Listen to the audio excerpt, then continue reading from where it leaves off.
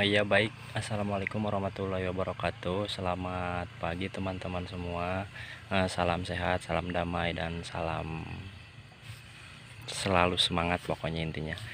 Baik, di kesempatan hari ini saya akan memberikan suatu video motivasi buat kalian semua yang menderita anxiety atau kecemasan berlebih, dan ya saya juga belum 100% dikatakan normal dengan kecemasan yang berlebih itu.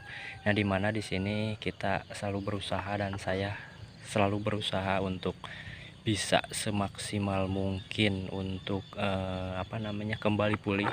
Maksudnya ya kembali pulih dengan catatan ya butuh proses, namanya perjalanan butuh proses, tapi proses tidak akan mengkhianati hasil teman-teman semua. Saya di sini berada di pesawahan ya, di perkampungan. Di sini sawah lumayan sangat indah sekali teman-teman semua. Di sini lumayan agak jauh dari rumah juga, karena ya lama-lama di rumah mumet lah gitu. Yang namanya anxiety itu, kecemasan berlebih itu, kita harus dibiasakan untuk mencari suasana-suasana yang menyenangkan atau suasana-suasana yang indah, asri, dan udaranya masih segar seperti itu.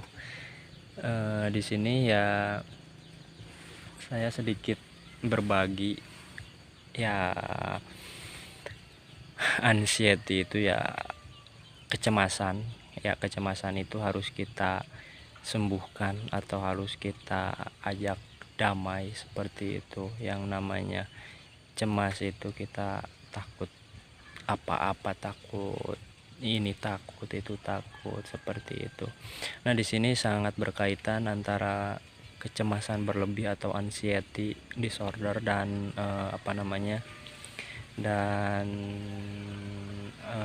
asam lambung yang tinggi, atau kalau misalkan disebut gangguan lambung lah, gangguan lambung seperti itu, sampai ke gas, sampai ke nyeri ulu hati, kemudian panas dada, kemudian tenggorokan. Ya alhamdulillah saya sudah melewati semuanya, saya sudah melewati, namun hanya beberapa lah mungkin saya belum benar-benar pulih, benar-benar seperti itu. Dan saya juga terus terang untuk berpergian, berjalan-jalan jauh itu sangat ada sensasi ketakutan, sensasi takut, cemas, nanti gimana di jalan, nggak ada yang nolong apa gimana lah, banyak sekali pokoknya. Tapi itu semua harus dibiasakan oleh saya dan harus berhadapan langsung dengan saya seperti itu. Jadi tidak terlalu mengikuti pikiran yang negatif seperti itu.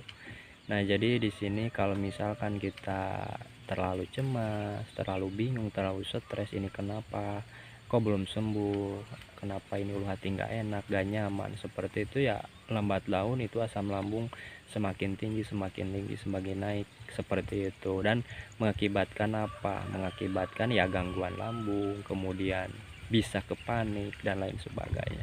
Apakah itu sangat berbahaya? Ya tidak sih, tidak menurut pengalaman saya sampai saat ini tidak berbahaya, dan alhamdulillah sampai saat ini saya masih bisa bernapas, tidak berbahaya. Cuman sangat mengganggu aktivitas sehari-hari kita, dari mulai kita kegiatan kemana aja, kita misalkan ada bermain sama teman, jadi kita itu kehilangan fokus, jadi kurang fokus lagi ngobrol sama teman, kemudian di pekerjaan, jadi seolah-olah kita fokus ke ke sensasi tubuh seperti itu.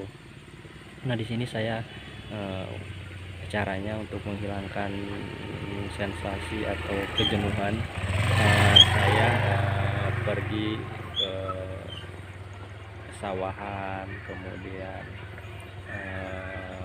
tempat-tempat yang masih sejuk seperti itu. Nah, di sini banyak lewat. Nah, Nah, seperti itu. Dan ya teman-teman semua yang namanya anxiety disorder atau kecemasan berlebih ini, kemudian asam lambung sampai ke GERD, itu ya menurut saya, pengalaman saya tidak terlalu apa namanya, tidak bahaya ya, tidak bahaya, cuman itu saja sangat mengganggu aktivitas sehari-hari kita gitu. Kita mau mau apa, aktivitas sama temen main jadi kurang, kemudian ya kerja, apalagi kerja gitu ya, kurang gitu. Jadi terlalu fokus ke hal-hal atau sensasi-sensasi yang ada di tubuh yang berasal dari pikiran negatif kita, seperti itu. Dan berusahakan untuk melewati semuanya, menghilangkan semua sensasi itu, kita harus belajar melawan. Maksud melawan di sini kita alihkan, pikiran, seperti berjalan-jalan, kemudian ya aktivitas sewajarnya gitu. Maksud aktivitas yang ya aktivitas sehari-hari kita sebelum kita terkena, itu normal lah gitu. Nah, hal-hal yang harus diperhatikan untuk anxiety disorder ini, terutama gangguan lambungnya atau GERD-nya, kita tidak boleh namanya terlalu apa, over protektif, apa-apa pengen sempurna, kemudian kita apa-apa ngototan, apa-apa kita mengambil keputusan dengan rasa emosi, marah-marah, itu nggak baik sih sebenarnya, seperti itu. Kemudian pola tidurnya harus dibenerin, jangan terlalu begadang. Kalau misalkan itu dijaraklah, tidur itu minimal 8 atau 9 jam lah, atau 7 jam lah kalau bisa, seperti itu.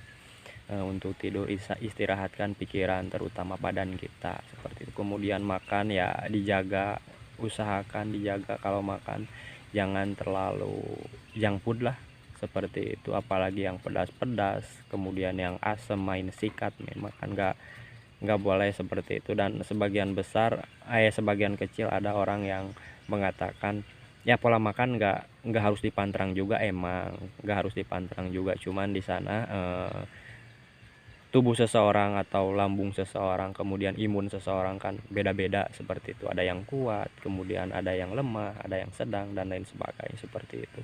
Boleh-boleh saja kita cicipi, semisalkan yang pedas, boleh, seperti itu. Cuman kapasitasnya dijaga, jangan terlalu banyak-banyak, kemudian jangan terlalu sering lah.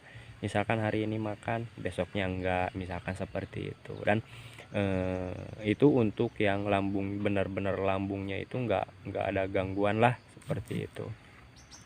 Nah, oke teman-teman semua, mungkin hanya segitu video yang saya sampaikan, mungkin, dan mudah-mudahan sangat bermanfaat untuk kalian. Dan di lain waktu saya akan membagikan lagi videonya yang lain. Dan semangat sehat, semangat kuat, dan sampai jumpa. Assalamualaikum warahmatullahi wabarakatuh.